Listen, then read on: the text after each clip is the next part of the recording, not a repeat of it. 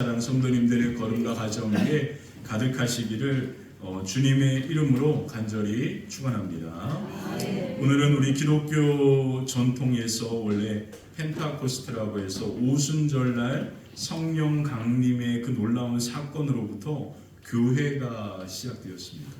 그래서 교회는요, 이 성령 강림의 은혜로부터, 기름 부으심으로부터 시작되었다라고 사도행전 성경은 우리에게 말해주고 있습니다.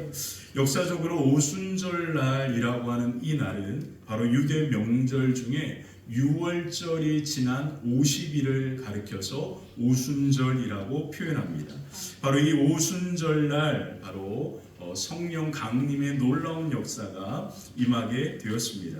예루살렘 마가의 집, 그러니까 마가의 부모님의 집이었죠. 마가의 부모님의 집의 다락방에 120명의 예수님의 제자들과 예수님을 따라다녔던 여인들이 함께 모여서 기도하기 시작합니다. 그들이 함께 바로 기도하면서 한 일을 사도행전 1장은 우리에게 보여주는데, 그 일이 뭐냐면 바로 예수님의 12명의 제자 중에 유다가 예수님을 배반하고 그가 스스로 목숨을 끊는 비극적인 사건이 일어나게 되었습니다. 그래서 그 비어있는 그 제자의 한 자리를 바로 채우자라고 베드로가 의견을 냅니다.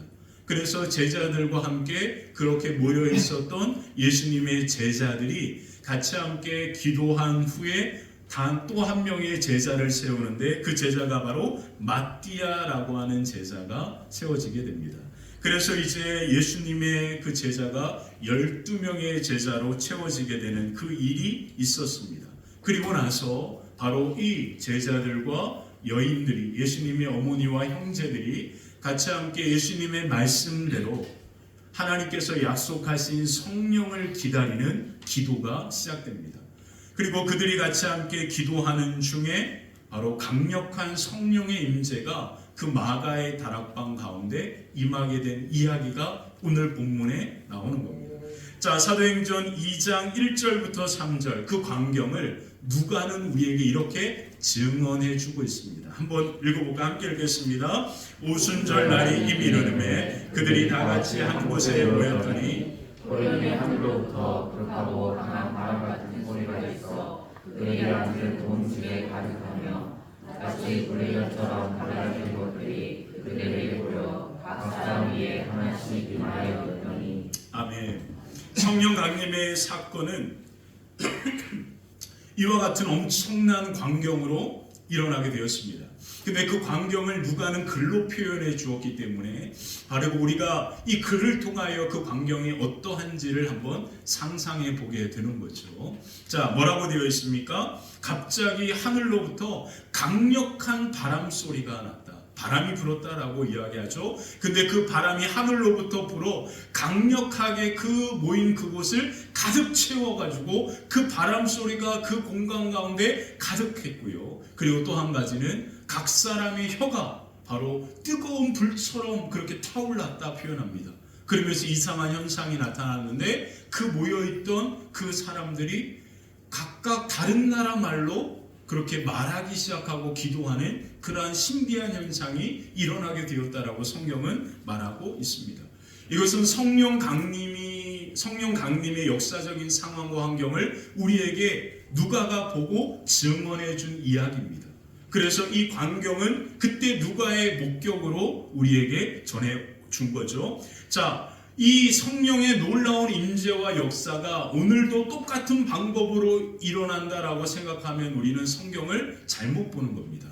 성경에서 성령 강림의 사건은 누가의 시각으로 그 광경을 우리에게 목격하고 보여준 것이죠. 그러므로 오늘 우리의 삶에도 이와 같은 신비한 현상이 나타나는 방법으로 성령이 임한다라고 생각하면 우리는 성령이 우리 안에 있음에도 불구하고 아직까지 성령 받지 못했다라고 인정하면서 그것을 계속 바라보는 현상과 같습니다. 마치 아침에 해가 떠가지고요, 해가 떠 있는데 우리는 해를 등지고 왜 해가 안 뜨지? 이런 것과 같은 거예요.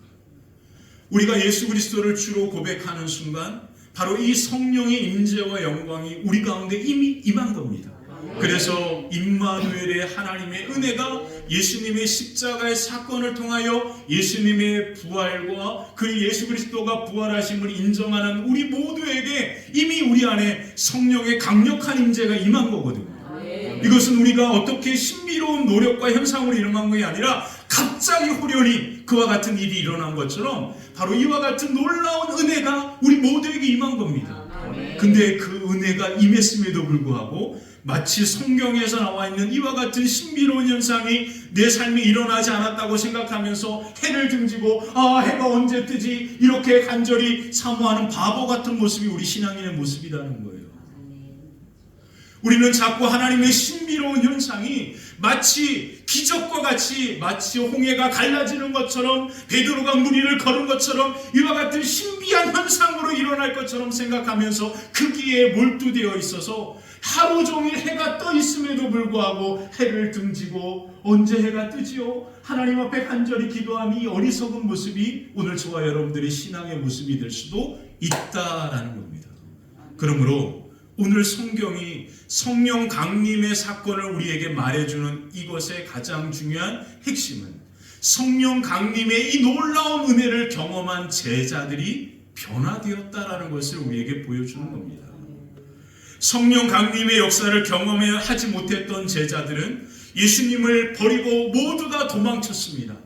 근데 이 성령 강림의 놀라운 은혜와 영광을 경험한 제자들은 이제 더 이상 그들의 고향으로 돌아가지 아니하고 바로 세상으로 흩어져서 예루살렘과 유다와 사마리아와 땅끝까지 나아가면서 예수님이 부활하심을 그리고 예수께서 이 땅에 다시 오실 것을 선포하면서 부활의 증인, 복음의 증인들로 살아갔다는 거예요. 이 변화가 성령 강림의 역사의 핵심입니다.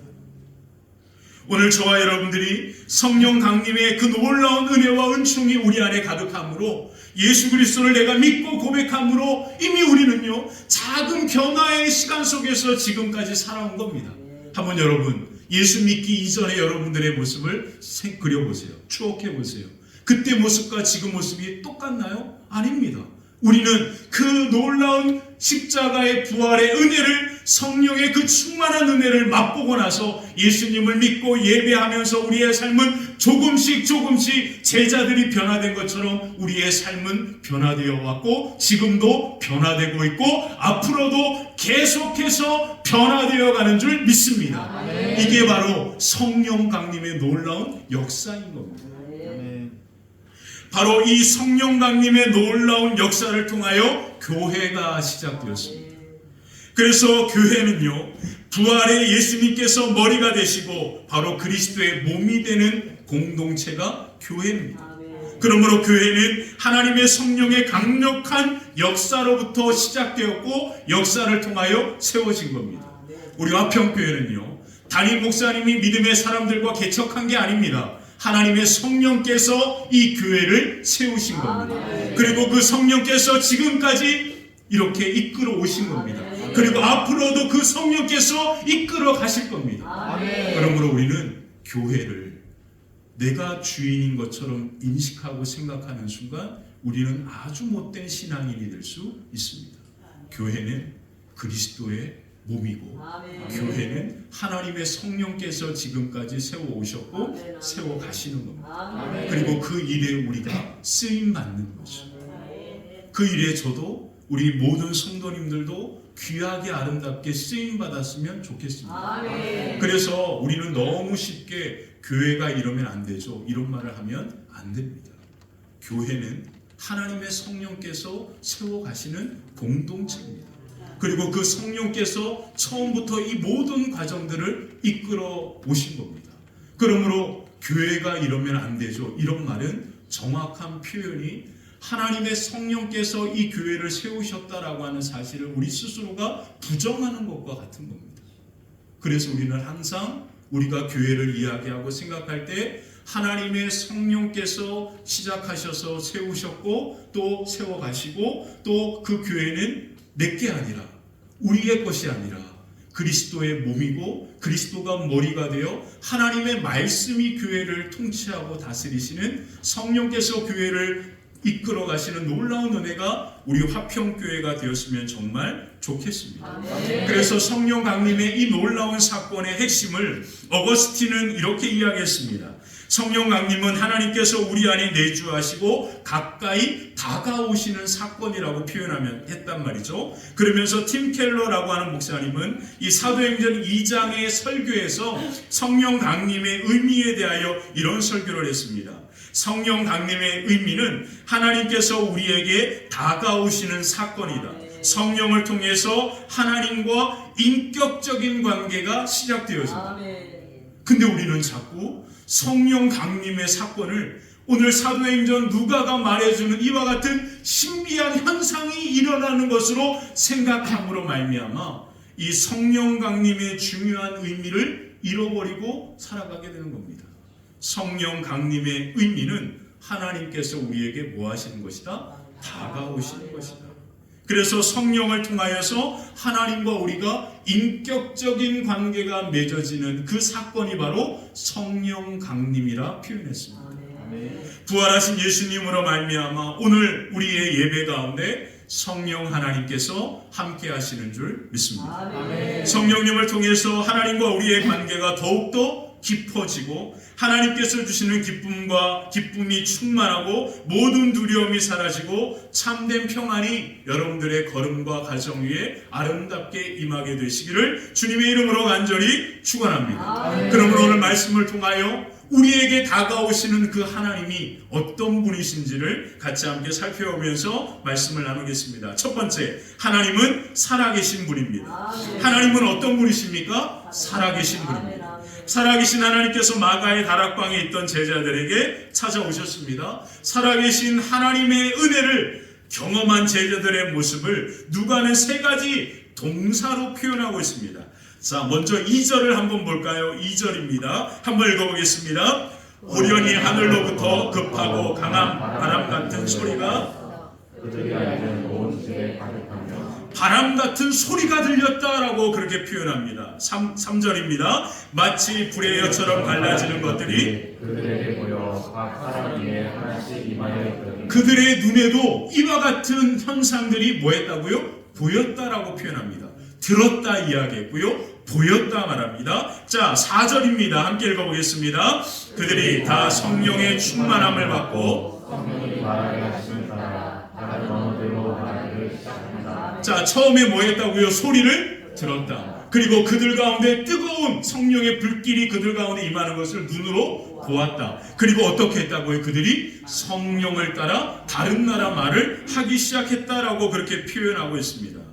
자, 이것은 제자들 가운데 마가의 다락방 가운데 임했던 놀라운 그러한 성령의 임재의 현상입니다. 이 현상이 우리에게 말해주는 핵심은 단 하나입니다. 살아계신 하나님께서 그들 가운데 다가오셨다. 근데 우리는요, 자꾸 성경을 이 현상에 집중하는 그러한 못된 습관이 있습니다. 그래서 이와 같은 현상이 일어나지 않으면 마치 성령님이 아직 내 안에 임하지 않은 것처럼 착각한단 말이죠. 이 모든 현상이 우리에게 말하고 있는 것은 단 하나, 살아계신 하나님께서 그들 가운데 임재하셨다, 다가오셨다라는 뜻입니다. 다른 말로 표현하면 그들의 삶의 현장에 구체적으로 개입하셨다라는 것. 이것이 기적입니다. 이 놀라운 기적이 왜 일어났습니까? 예수님의 십자가의 은혜를 통하여 일어나게 된 겁니다. 성경에 보면 하나님께서 그들 삶에 깊이 개입하시고 다가왔던 놀라운 일들을 성경은 끊임없이 우리에게 보여줍니다. 아브라함이 갈대아 우르에서 우상을 섬기고 있을 때 하나님께서 강권적으로 그에게 다가오시고 개입하셨죠. 그리고 그를 부르십니다. 야곱이요 형 에서를 피하여 삼촌 집으로 도망가는 그 길에 있을 때 그 돌베개를 베고 그 광야에서 잠을 청하고 있을 때 하나님께서 그에게 다가오셨고 그의 인생에 개입하셨습니다. 모세가요 광야에서 양을 치고 있을 때 하나님께서 그 미디안 광야에서 떨기나무 가운데 그의 삶에 다가오시고 개입하셨습니다. 성경은요 어느 것 하나 바로 성령의 임재하심이 마가의 다락방에 임하였던 이와 같은 현상이라고 얘기하지 않습니다. 바로 아브라함에게 다가오셨던 하나님이 다르고 야곱에게 찾아오셨던 하나님의 모습이 다르고 모세에게 찾아왔던 하나님의 모습이 다릅니다. 그러므로 우리 모두에게 찾아오시는 다가오시는 하나님의 개입은 다 다를 수 있다.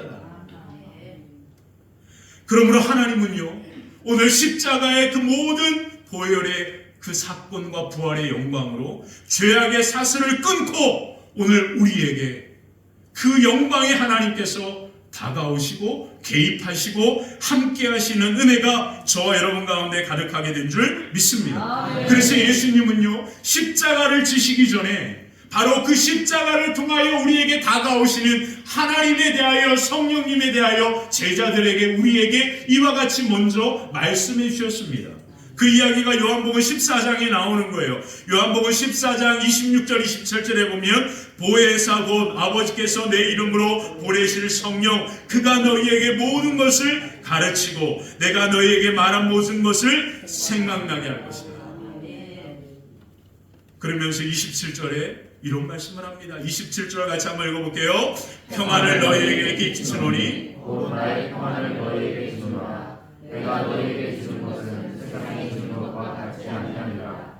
너희는 마음에 괜찮은 걸 알고 두려워하지도 말라. 아멘. 하나님의 성령이 우리의 삶에 개입하십니다. 그렇게 개입하시면서 나타나는 놀라운 현상을 예수님은 뭐라고 말씀하십니까? 평안이라. 그렇게 평안이 임한다라고 이야기했어요. 근데 중요한 말씀을 하시죠. 마지막에 뭐라고 이야기합니까? 너희는 마음에 근심하지도 말고 두려워하지도 말라. 이 말이 의미하는 게 뭘까요? 이것은 명령입니다. 명령. 하나님의 성령이 임하면, 하나님의 성령께서 우리 가운데 다가오셔서 우리와 함께 하시면 내 마음에 평안이 임하는데 왜 우리는 그 평안을 누리고 경험하지 못할까요? 그 이유는 우리가 지금 우리의 마음에 근심으로 가득 채워져 있고 우리의 마음에 무엇인가 모를 두려움으로 가득 채워져 있기 때문이라고 예수님은 말씀하십니다. 그래서 우리에게 이렇게 명령하는 거예요. 너희는 마음에 근심하지 말아라. 그리고 두려워하지 말아라. 우리는 자꾸 성령이 임하시면 평안이 임한다라는 말씀만 하니까 평안이 없으니까 계속해서 성령님이 나와 함께하지 않는구나라고 착각하면서 계속 성령님을 구합니다. 우리 마음의 근심과 두려움은 가득 채워져도 예수님 분명히 말씀하십니다. 명령하셨습니다. 너희는 마음에 근심하지도 말고 두려워하지도 말아라. 그래서 신앙생활이 어려운 겁니다. 왜 그러냐면 우리는 너무나 연약하고요. 우리는 너무나 존귀하게 그렇게 생각하는 존재로 창조되었기 때문에 우리의 생각은요, 끊임없이 우리의 삶의 여러 가지 모든 일들을 다 돌아보는 그러한 습성이 있기 때문에, 본능이 있기 때문에 우리는 끊임없이 근심하고 두려움 가운데 살아갈 수밖에 없습니다. 그러므로 이 두려움을 버리고 근심을 버리는 방법이 뭘까요? 바로 성령님으로 내 마음을 가득 채우는 것밖에 없습니다. 나는 성령님만 의지합니다. 그리고 나는 성령님밖에 의지할 분이 없습니다. 그렇게 간절히 성령의 은혜를 간절히 사모하며 의지할 때 어느 순간부터 내 마음의 근심과 두려움은 사라지는 것을 경험하게 되고 그리고 참된 평안과 기쁨이 우리의 삶 가운데 임하는 놀라운 은혜가 저와 여러분 가운데 가득하게 될 줄 믿습니다. 이미 보혜사 성령님 하나님께서 여러분 가운데 다가오시고 함께 하시는 줄 믿습니다. 자, 두 번째, 하나님은 우리의 걸음을 인도하십니다. 제자들이 살아계신 하나님의 임재를 경험하기에 앞서서 제자들이 한 가지를 성경은 우리에게 말해주는데 그게 바로 기다림입니다. 뭘 하면서 기다렸죠? 기도하면서 기다립니다. 며칠을 기다렸습니까? 10일을 기다렸습니다. 제자들이 10일을 기다리면서 기도했다라고 우리는 기도해야 성령이 임하는구나 라고 그렇게 생각할 수 있는데, 제자들이 이와 같이 한 모습은 단 한 가지입니다. 그게 뭐냐면 예수님의 말씀에 그대로 순종한 겁니다. 기가 막힙니다. 그래서 우리는요, 저는요, 옛날에 어릴 때 이런 말씀을 잘 모를 때는 기도 많이 해야 성령 충만한 줄 알았어요. 근데 성령 충만한 이유는 그들이 예수님의 말씀 앞에 순종했기 때문이라는 것을 알았습니다. 그러므로 우리에게 필요한 것은 바로 말씀에 순종하는 것이 먼저입니다.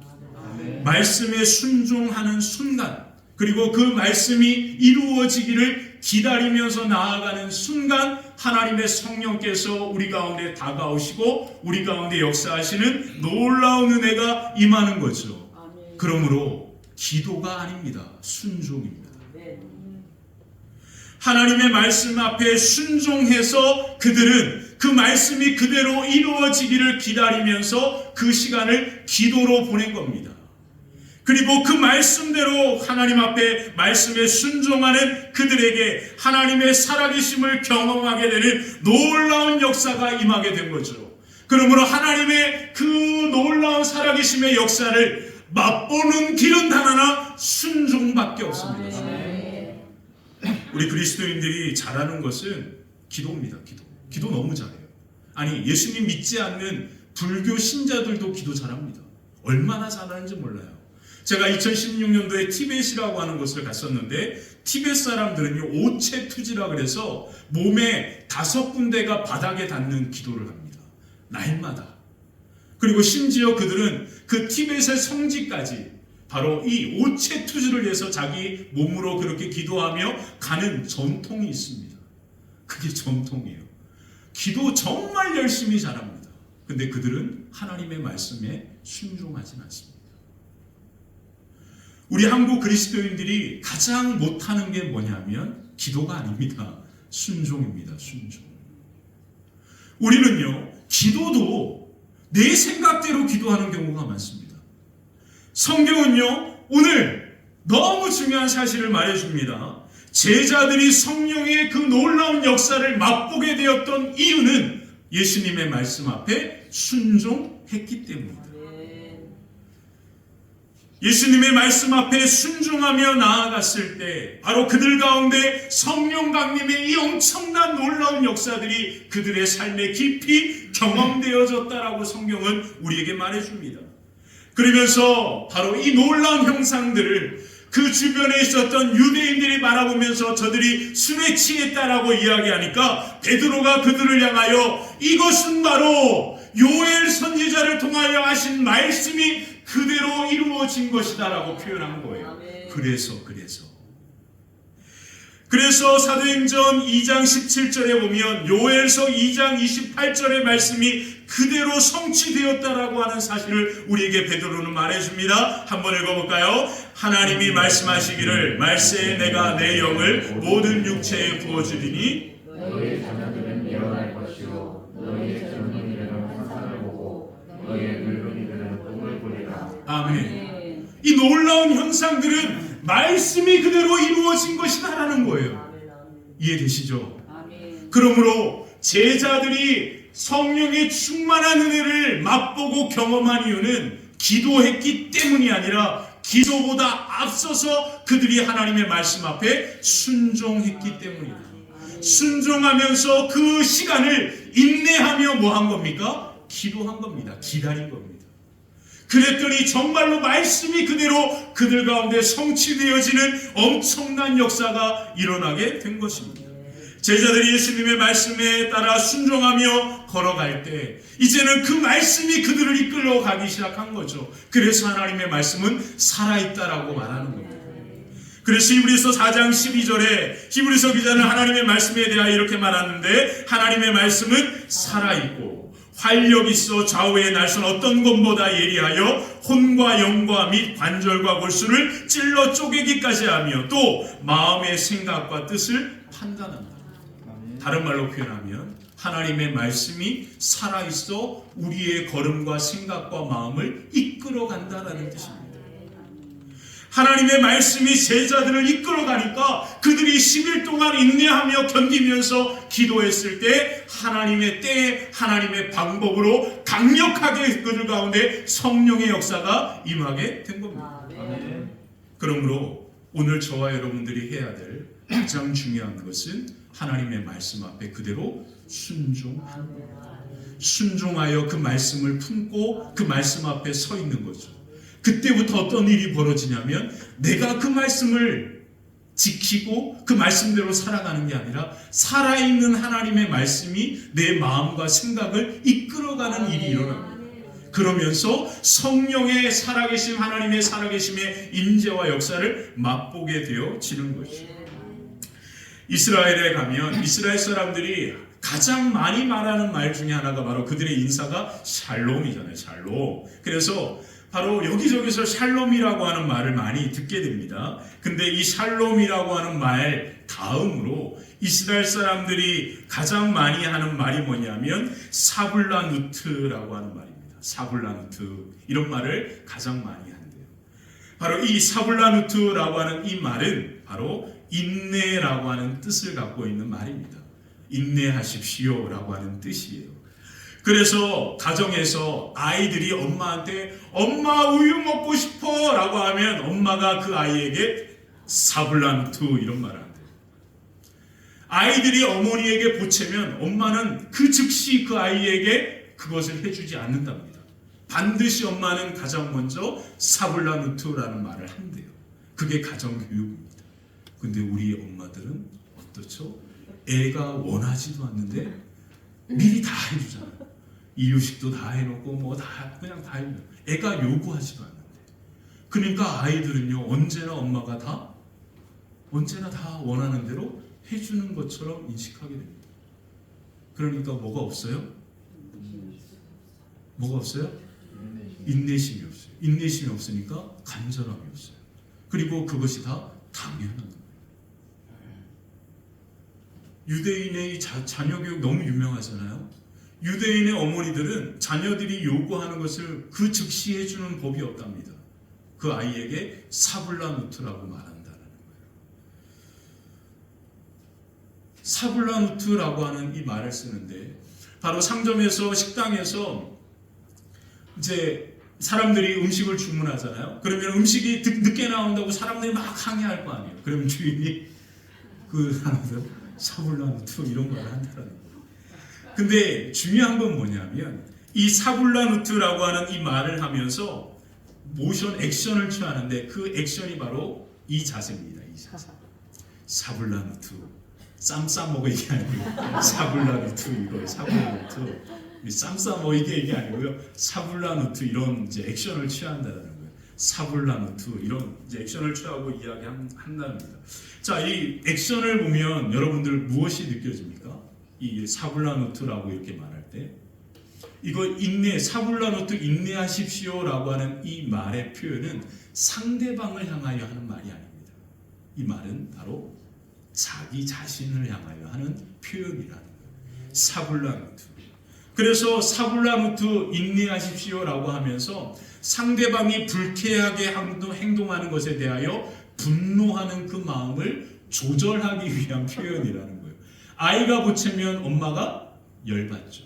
그러니까 아이에게 사불라누트라고 하는 말을 하면서 아이를 교육시킬 뿐만 아니라 자기 안에 올라오는 이 분노의 마음을 이 말로 조절하는 그러한 일이 있는 겁니다.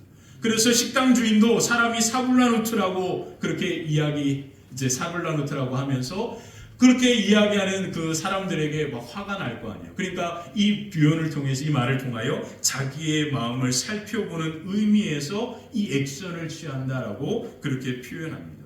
그러므로 이 인내 사불라누트라고 하는 이 단어의 핵심은 뭐냐면 문제는 항상 상대방에게 있는 게 아니라 내 마음 안에 있다라는 의미가 숨어져 있습니다. 그래서 우리는 누구나 다 외부로부터 누군가로부터 이 문제에 대한 그 이유를 찾는데 모든 문제의 이유는 다 내 안에 있다라고 그렇게 말하는 거죠.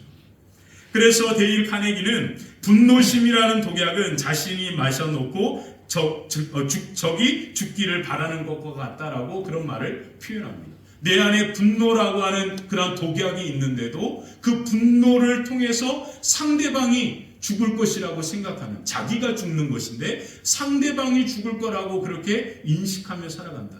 여러분, 이 말을 제가 왜 여러분들께 하는지 아십니까? 바로 우리가 하나님에 대하여 이 마음을 갖고 있다는 겁니다. 우리의 마음과 우리의 생각은 살펴보지 아니하고 하나님께서 왜 드디 내게 응답하시지? 왜 하나님은 내게 관심이 없지? 그렇게 생각하면서 끊임없이 우리의 모든 문제의 원인을 하나님 앞에 돌린다는 거예요. 왜 하나님은 내 기도를 안 들으시지? 내 안에 모든 문제가 있음에도 불구하고 마음에 근심하지도 말고 두려워하지도 말라고 하신 이 말씀에 대하여 순종하지는 않으면서 우리는 계속 문제를 하나님께 둔단 말이에요. 하나님은 나를 왜 멀리 하시지? 하나님은 왜 나를 찾아오시지 않으시? 하나님은 왜 내게 관심이 없지? 내 안에 마음의 근심과 두려움 가득하면서 예수님이 뭐라고 했습니까? 평안을 너에게 준다. 너희는 마음에 근심하지도 말고 두려워하지도 말아라. 이 말씀을 따라 순종하기만 하면 그 순종하는 걸음 가운데 말씀이 우리의 마음을 이끌어가 마음의 두려움과 근심이 사라지게 하고, 그리고 하나님의 성령의 놀라운 역사와 그 은혜를 바라보면서 기대하면서 소망 가운데 나아갈 수 있도록 우리를 이끌어갈 것인데, 우리는 지금도 그 말씀 앞에 순종하지도 못하면서 모든 문제의 원인을 자꾸 밖에다 둔단 말이에요. 하나님께 문제가 있고, 교회에 문제가 있고, 신앙생활하는 누구의 문제가 있고, 아니 남편이 좀 같이 잘하면 좋겠는데 남편의 문제, 내 안에 있는 이 모든 문제의 원인이 뭡니까? 내 마음의 근심과 두려움이 문제가 아닙니다. 예수님은요, 오늘 초대교회 성도들은 오늘 우리에게 분명하게 말해줍니다. 하나님의 성령의 놀라운 임재와 역사는 그들이 예수님의 말씀 앞에 순종하여 그 말씀 앞에 머물러 있었기 때문이다. 그리고 그 말씀이 그들을 이끌어가는 순간 그들이 그토록 원하고 간절히 소망했던 예수님이 약속하셨던 성령의 임재가 그들 가운데 그대로 임하게 되었다. 하나님의 말씀은 저와 여러분들 가운데 살아서 그대로 임하게 되는 줄 믿습니다. 이것을 우리가 믿는 겁니다. 이 믿음으로 하나님의 말씀을 붙들고 인내하며 그 말씀이 이루어지기를 소망 가운데 바라볼 때 그 말씀이 살아서 우리 마음을 채우는 순간 마음의 근심과 두려움은 사라지는 겁니다. 그 두려움이 사라지고 하나님의 놀라운 임재, 우리 가운데 다가오시는 그 놀라운 하나님의 역사가 저와 여러분들 가운데 깊이 경험되어지시기를 주님의 이름으로 축원합니다. 하나님은 분명한 목적을 가지고 계십니다. 살아계신 하나님께서 성령으로 제자들 가운데 다가오셨습니다. 근데 그 목적이 분명했단 말이에요. 그 목적이 무엇입니까? 바로 예수님께서 하신 마지막 말씀을 이루는 건데, 그 말씀이 바로 8절입니다. 사도행전 1장 8절 예수님의 마지막 말씀 한번 읽어보겠습니다. 오직 성령이 너희에게 임하시면 너희가 권능을 받고 예루살렘과 온 유대와 사마리아와 끝까지 내 증인이 되리라 하시니라. 아멘. 하나님께서 우리의 인생에 다가오시고 그리고 우리의 삶에 개입하시는 목적이 있습니다. 너무 중요한 겁니다. 우리는요, 하나님의 축복과 그 은혜가 하나님 마음껏 축복해 주시면 내가 하나님의 자녀답게 살겠습니다, 이런 생각을 하는데요, 하나님의 은혜와 하나님의 축복에는 반드시 하나님이 쓰기를 원하시는 목적과 뜻이 있다라는 거예요. 그 목적과 뜻이 무엇입니까? 8절에 예수님이 이렇게 말씀하십니다. 예루살렘과 온 유대와 사마리아와 땅끝까지 이르러 내 증인이 될 것이다. 자, 여러분, 오늘 주보에 우리가 같이 함께 기도해야 될 선교지와 기업과 직장과 학교, 우리 아이들이 선교지가 학교잖아요. 그래서 그 이름을 주보에 넣습니다.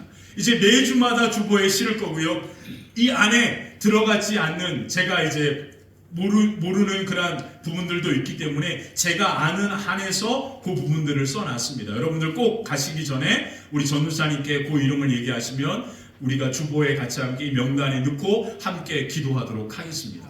제가 왜 이것을 썼냐면 우리가 교회, 세상에 소망을 주는 화평교회가 되기 위하여 우리가 같이 함께 그 사도행전의 교회의 모습을 살펴보면서 사도행전의 성령의 인재가 임한 목적이 뭐냐? 그것은 바로 땅끝까지 이르러 예수님의 증인이 되는 선교적인 교회가 되는 거였더라고요.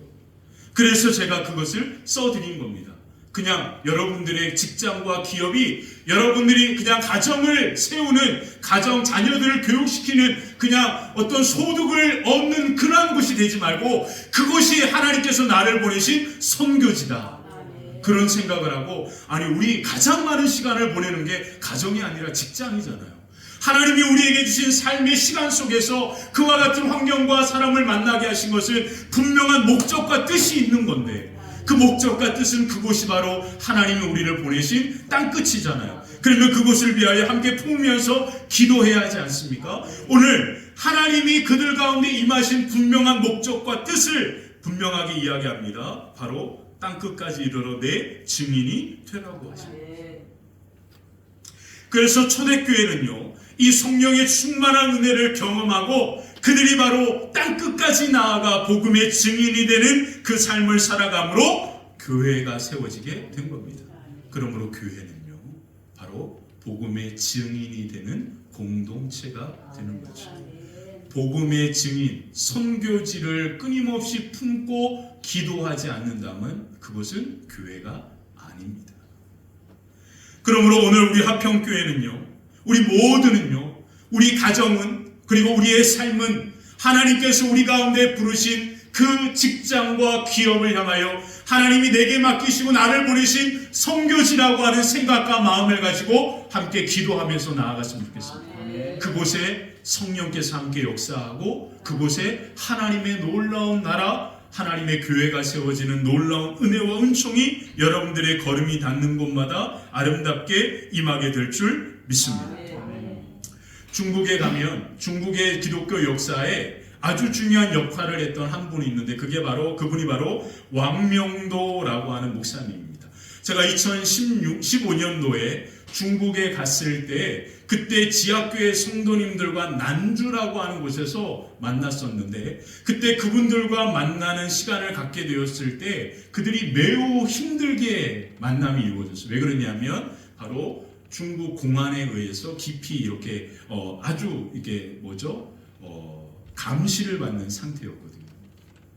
그래서 그때만 해도 이제 예수 그리스도를 믿는 그러한 고백을 하면 감옥에 갇히는 그러한 일들이 중국 안에 있었기 때문이죠. 그래서 중국 정부에서 바로 공산 정권을 이제 개방하면서 어떤 일을 했냐면 교회들이 정부에 등록하게 했습니다. 그래서 그 등록하는 교회들을 삼자교회라고 표현해요.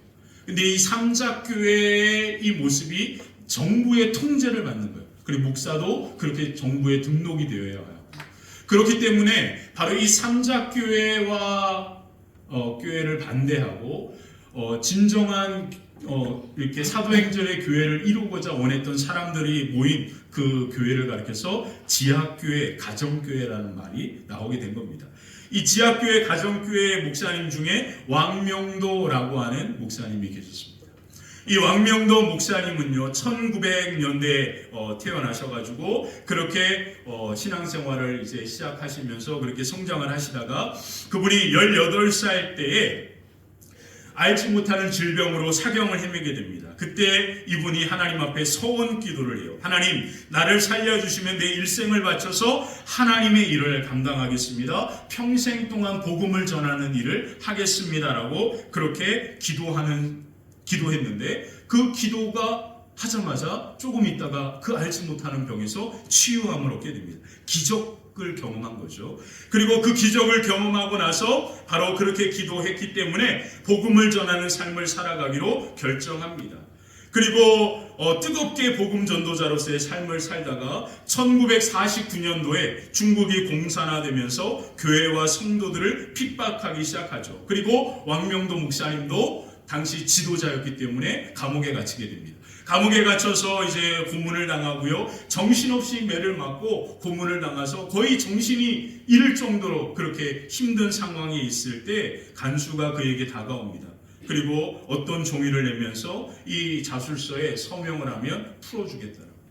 근데 이 왕명도 목사님이 너무나 그 공문이 힘들고 어려워서 자술서의 내용이 뭔지도 모르고 그 자술서에 서명을 합니다. 그리고 석방이 되어 나오게 됐어요.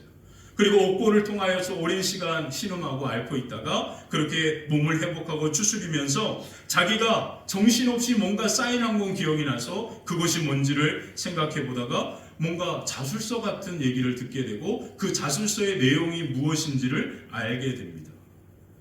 그 자술서의 내용이 뭐냐면, 난 법을 위반하여 그리스도의 복음을 전했습니다. 나는 지금부터 도무지 예수를 모른다고 할 것이며 다시는 그리스도의 복음을 전하지 않겠습니다. 이 내용이었던 거예요. 이것을 왕명도 목사님이 깨닫고 나서 너무나 그 가슴이 답답하고 그리고 깊은 슬픔에 잠기게 됩니다. 그때부터 알지 못하는 두통이 찾아오게 되는 거예요.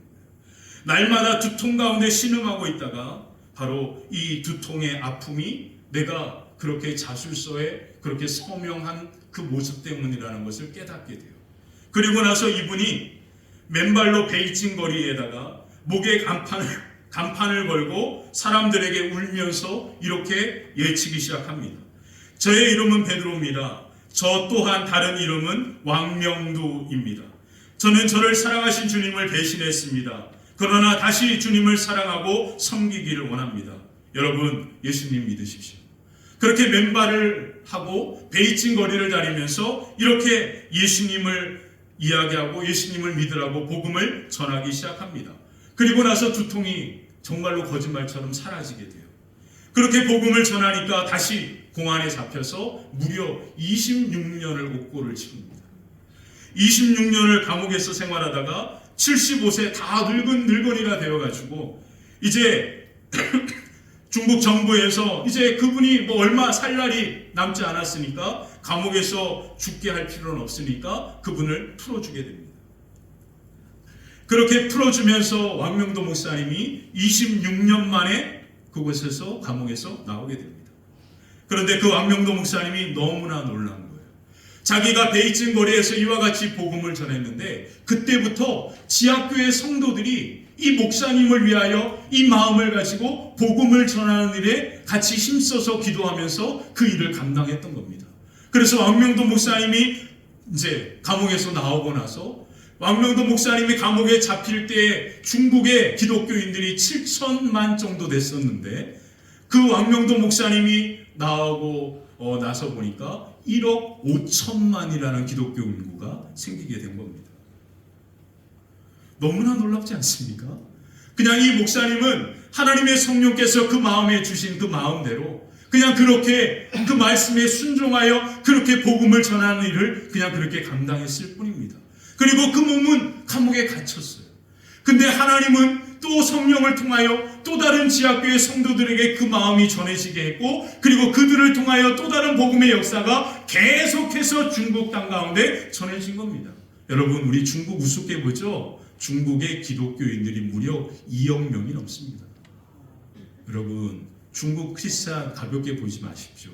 시진핑이 뭐 교회 폐쇄하고 한다 그러죠. 그만큼 크리스찬들의 힘이 엄청나게 강력한 겁니다. 지금 이 모든 일이 바로 이 한 사람이 그냥 하나님의 말씀 앞에 순종하여 걸어갔던 그 걸음으로부터 이루어진 겁니다. 이게 뭡니까? 성령의 역사인 거죠. 왕명도 목사님이 이제 감옥에서 나오고 나서 인도에서 복음을 전하는 한 사람이 그분을 만나고 싶어서 찾아왔답니다. 그리고 이제 그 목사님을 봤는데 너무나 감옥에서 그 옥고가 힘드니까 온몸이 다 마디마디가 다 흐트러져 있고 얼굴도 막 그렇게 지금 사진 보여드렸는데 그 모습이고 그리고 안에는 그 남편을 위하여 너무나 눈물로 기도해가지고 눈에 실명이 왔다라고 얘기하더라고요. 그 모습을 이제 그분이 보고 왕명도 목사님에게 이렇게 질문을 했다죠.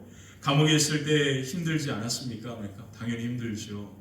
그 힘들고 고통스러운 그 시간을 어떻게 이기셨습니까? 라고 그렇게 물었더니 왕명도 목사님이 웃으면서 그분에게 이런 대답을 합니다. 그 대답이 바로 찬송이었습니다. 그 찬송이 뭐냐면 찬송가 384장이었습니다. 나의 갈 길 다가도록 예수 인도하시니 내 주 안에 있는 국률 어찌 의심하리요.